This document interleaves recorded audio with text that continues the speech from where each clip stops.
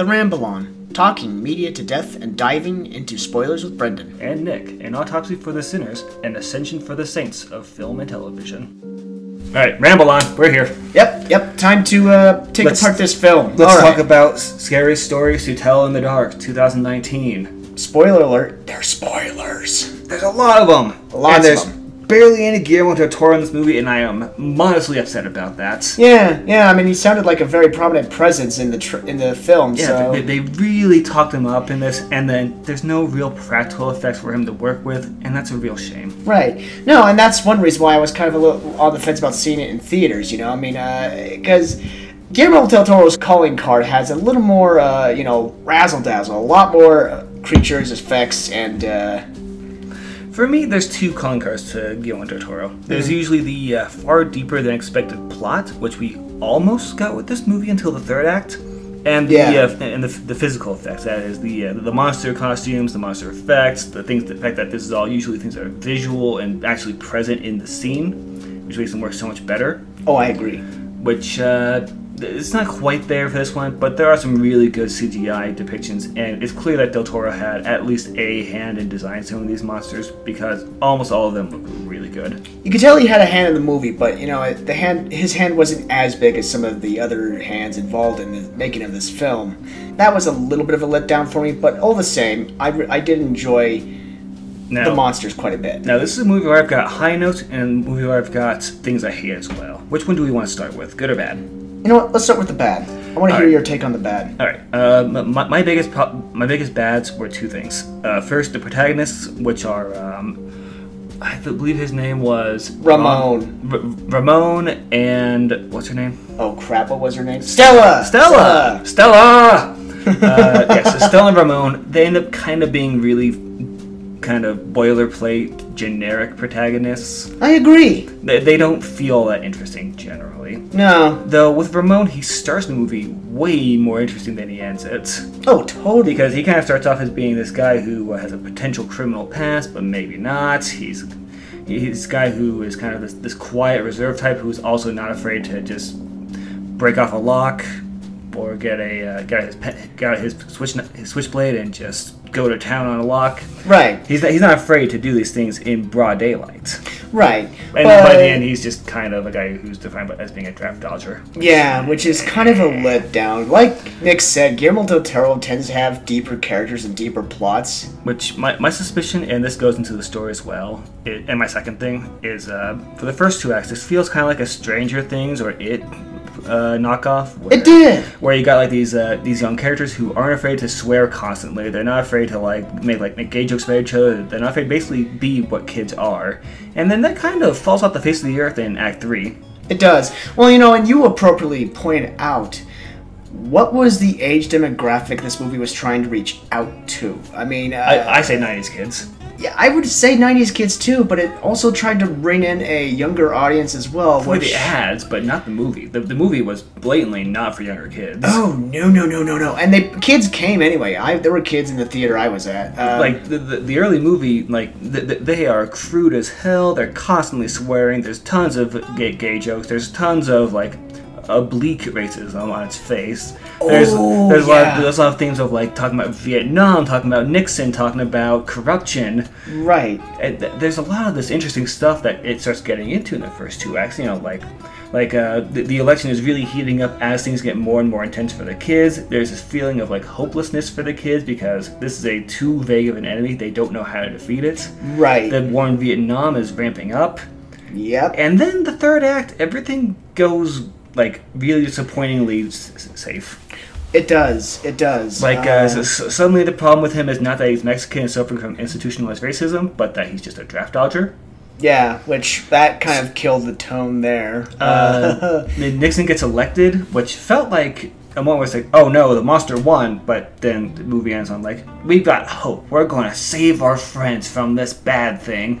Oh, I know, yeah. How? I mean, it... Also, remember that girl who went completely insane from having spiders pour out of her face and terrify her? Now she's fine! Yep, totally fine. And my suspicion is this is a movie where you had heavy corporate meddling for the third act because it was too much of a downer ending. I agree. No, I totally agree, because like you said, the racism... or rather the racist tone behind Ramon. It vanishes. Yeah. And the same with the kids that disappeared. Oh, they're not dead. They're just gone, and we could try and bring them back. Like, no, they're dead. I saw that fat lady walking to a guy. Yeah. Yeah. Yeah, so I strongly suspect this movie had some corporate meddling and basically rewrote the third act for Guillermo del Toro. I completely agree. It feels like this did not feel like a movie that was going to be a sequel bait at all for like the first and second acts. Like, this felt like just a very oblique movie where they were going down a path of death and there was no hope for them. No hope. Like, and everything about the movie leads to that theme as well. Like, all the stuff about the Vietnam War, all the stuff about with Nixon and kind of the rise of this evil in the country, and them going into possibly the country's darkest moments. Right. As they simultaneously are facing down this basically existence of darkness incarnate. Right. That's a pretty interesting gimmick. Everything is enveloped in some form of despair, And it feels classic Guillermo del Toro as well. It does. For the ending of it. This is a classic plotline for him to do, is just these kids get murdered by this dark force. There's no pleading with it. There's no fixing the situation. They just have to accept that they're going to be sent to their deaths. Which is a great Vietnam War comparison. Right. But then the audience is yanked by their collars by the studios away from this despair and given a happy ending, which, that's I'm confused now. So some producer probably stepped in and said, how are we going to make a sequel for this? And it's like, oh, but we have to make this a franchise. Because we gotta have the scary stories to tell in the dark cinematic universe. I wouldn't be surprised if that's the angle they went with. I feel like they blew their load with Harold as well. Because Harold is one of my favorite stories from Scary Stories to Tell in the Dark.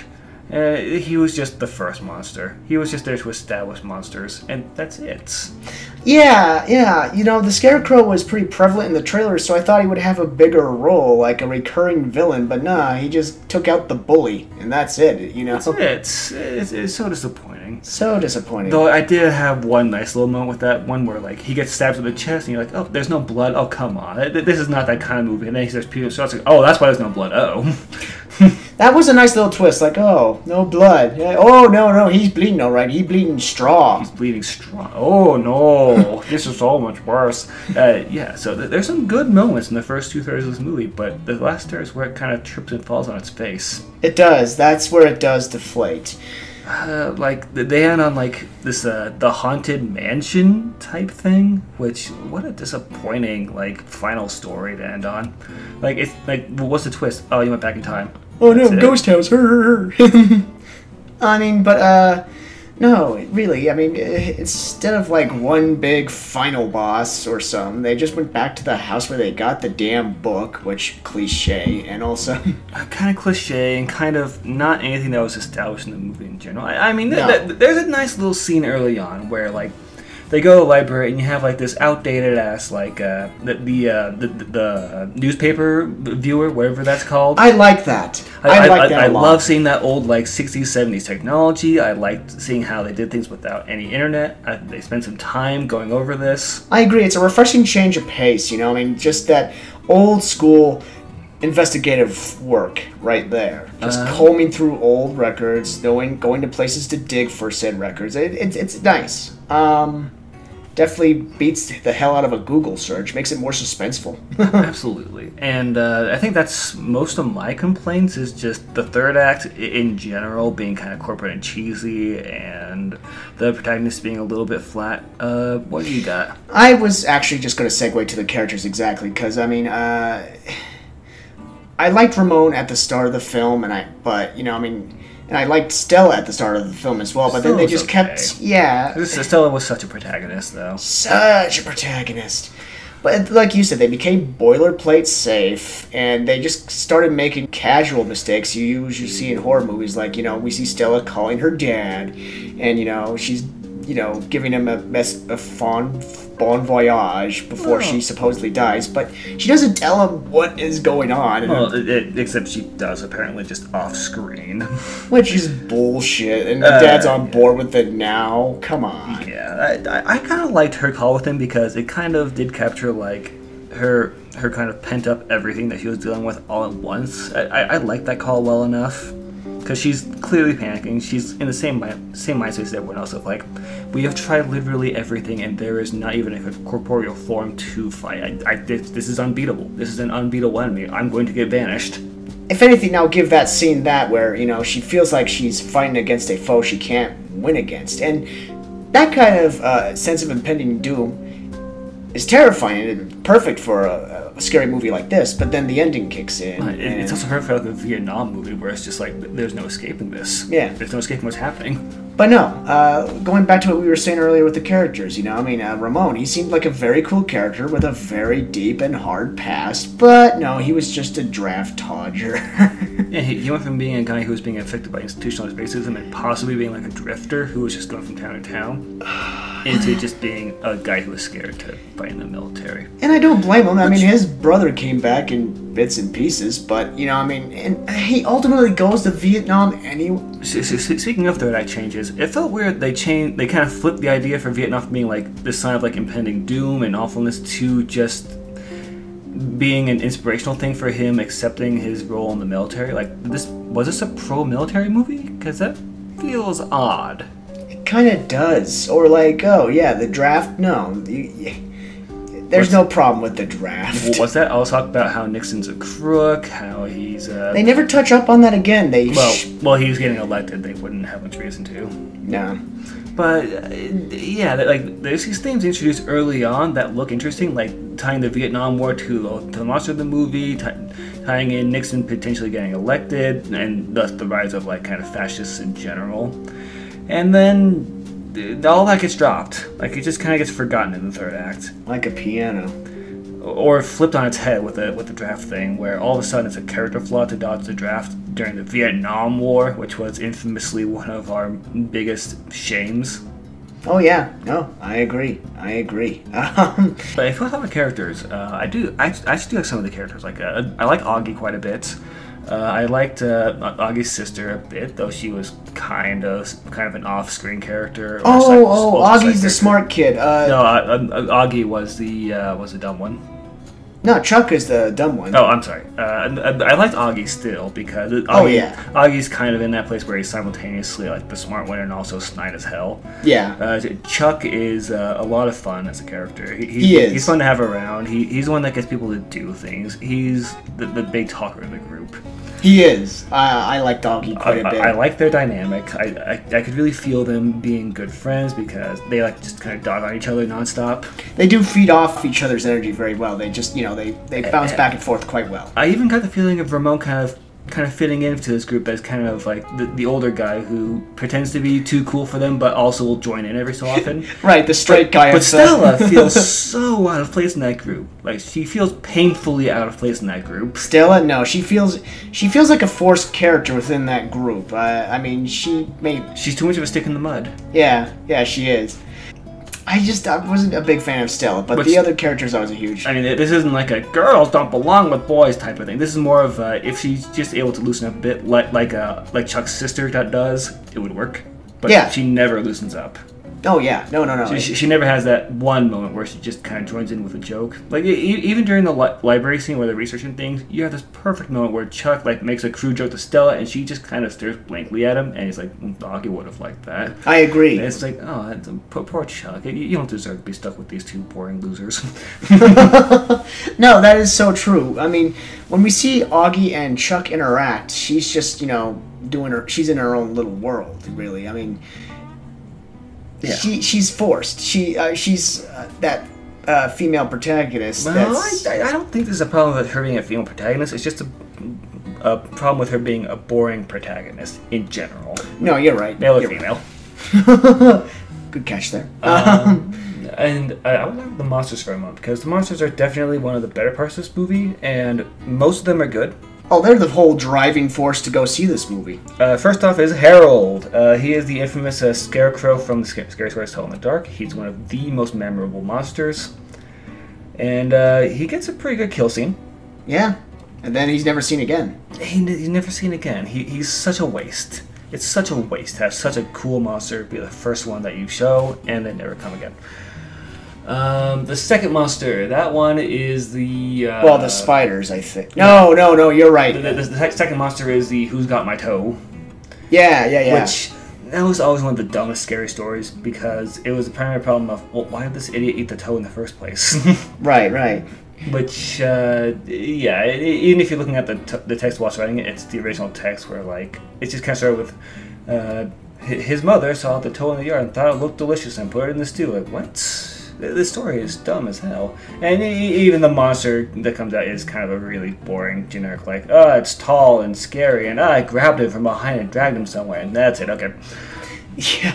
No, the monster itself is just, a lanky corpse of a woman who is griping about a missing toe, which, okay, I mean, you could always gripe about who killed you, but, that's just me. Third one is the red dot, which is the spiders out of the cheek one. This is a classic one from the original books, and it's a perfect character to have it happen to as well.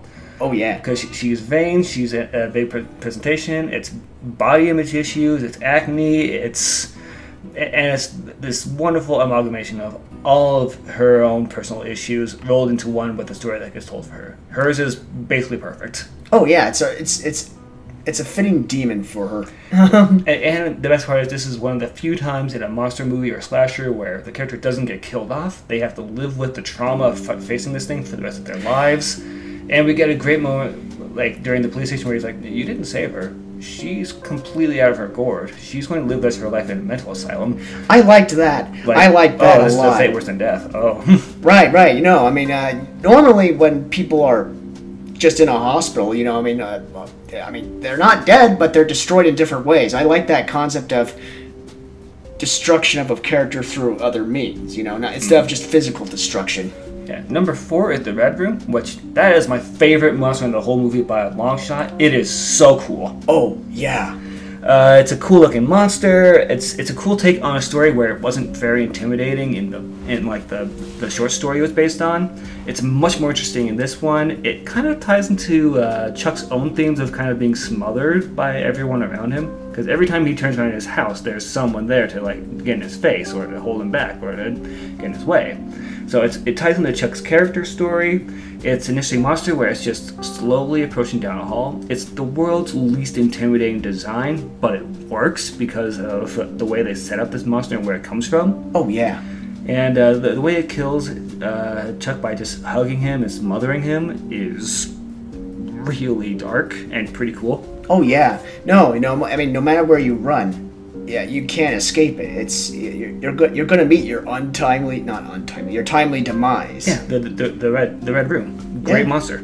Truly spectacular. The fifth monster was his name's hard. Whatever you call it. This was the one in the short story where it was just like the head tumbles down the chimney and asks the guy a question and he gets it right, and then it's just like, you got it right, you win, and that was it for the short story. So for this one, he gets kind of converted into just kind of a very generic zombie chasing type thing. And he kind of gets retconned into being a shaming monster where he shames him for dodging the draft. Oh, yeah. Which, that's part of the Act 3 rewrites, and I don't think this monster works at all. No.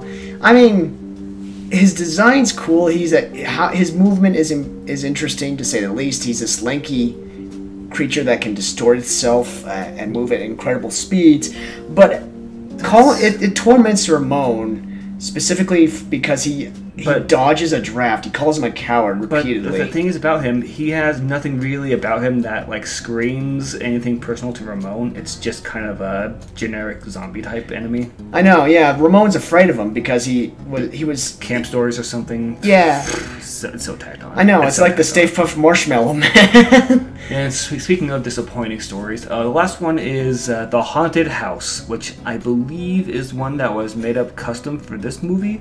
And it ends up being one of the more underwhelming monster encounters in general, because she kind of just gets taken back in time to when Sally, the original writer of this book, was alive and being tortured for being albino. For being albino and threatening to expose the mill Yeah, the mill's mercury dumping into the water. Her family's paper mill dumping mercury into the water supply, poisoning kids. That was the nefarious plot. I mean, on the one hand, it is nefarious, and it's a sign of like grievous inattention to what they're doing to the youth, which ties in great into the Vietnam stuff. Sure. If they went somewhere with it. But Indeed.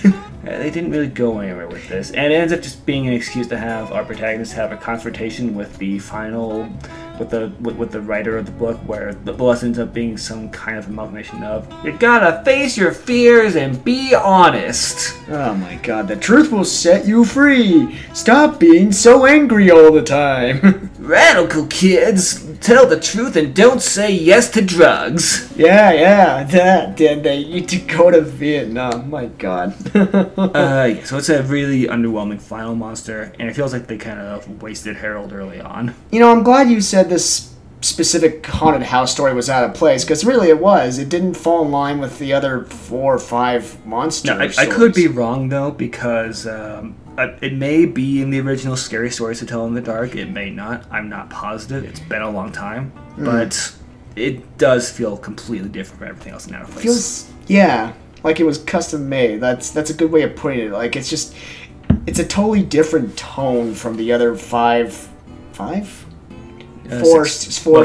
The other 5, because there's 5 characters that get killed off by them. Oh, thank you, yeah. 5 scary stories that were told prior to the haunted house one. It's just, the tone's so inconsistent. I think that's most of my things. I also went into some of the good of the movie as well, because it feels like we're just dragging on the bad. Oh, yeah. Again, the CGI was spectacular. Some of the monsters, as we've mentioned before, were really well done, specifically the one with the red room. Some of the characters were very good. The cast was very interesting, but specifically Chuck, Augie, and his sister, Heather? I want to say Heather, but I don't think it's Heather, because the Heathers. Yeah, and Ramon seemed to have promise, but then the movie 180'd, and yeah. I think that there are certain characters. The first 2/3 of this movie feel very Stranger Things, or It, where they have much stronger character development than normal in these kinds of horror movies, and they really lean into the late 60s, early 70s vibe of the movie. It does, yeah. There's a lot of good in this movie, and Hank as well, who was Stella's father, the guy who played Hank Schroeder from Breaking Bad. Oh yeah. He was kind of a surprisingly sad character. Like, he kind of pulled the heartstrings because he did. Like she's talking about, like, I'm going to get Vance, I'm going to kill. It's just like, oh my God, it's happening again. No, this is not your fault. This is just what happens with adults. Don't leave me, Lenore. Oh God. No, the father was pretty good. He did, even though he wasn't a huge character, he did pull some heartstrings. I think what's feeling off to say about it is that the first 2/3 are surprisingly good. The last third kind of trips on its face. Yeah. So do you want to get into the final summaries from each of us and our final recommendations? Now we've talked it through. Yeah, sure. So my recommendation, I want to see this movie in theaters. The length isn't quite long enough for it to be worth the money, and the first 2/3 are great, but the final third is like a total yawn. So yeah, you're better seeing it at home. All right. For myself, I think I would barely recommend seeing this in theaters. The first 2/3 are more interesting than the trailers let on. There's a lot of really good CG monsters to enjoy. And despite the third act feeling very corporate, like it was a rewrite, it'll leave a bit of a sour taste in your mouth. But if you remember the first 2/3, get a real Stranger Things, It vibe, and just enjoy the adaptation of these stories for modern kids audience. I don't know, but either way, I think the movie is good enough that if you're interested in it, I would recommend it. If you're not, haven't really heard of it or aren't terribly interested in it, don't go out of your way to see it. It's not going to be anything that's worth your time. Would you recommend the book? That's something I want to gauge your opinion. Well, I mean, come on, this is a book's been around forever. Oh, okay, so yeah, of course I would. It's just a compilation of short stories. It's kind of the edgy, cool kids Goosebumps, I guess. Oh, interesting. Okay. Like, it's a classic. Like, this is one where it's kind of like being like, would you recommend Moby Dick? Like, I mean, sure. If you have the time, yeah, why not? Because it's a huge fucking book. But I'm not saying that Scary Stories to Tell in the Dark is as good as Moby Dick. That this is not what I'm saying. It's not. But it is a book that's kind of become a classic over the years. Ah, okay. Well, in that case, well, you heard it from here, folks.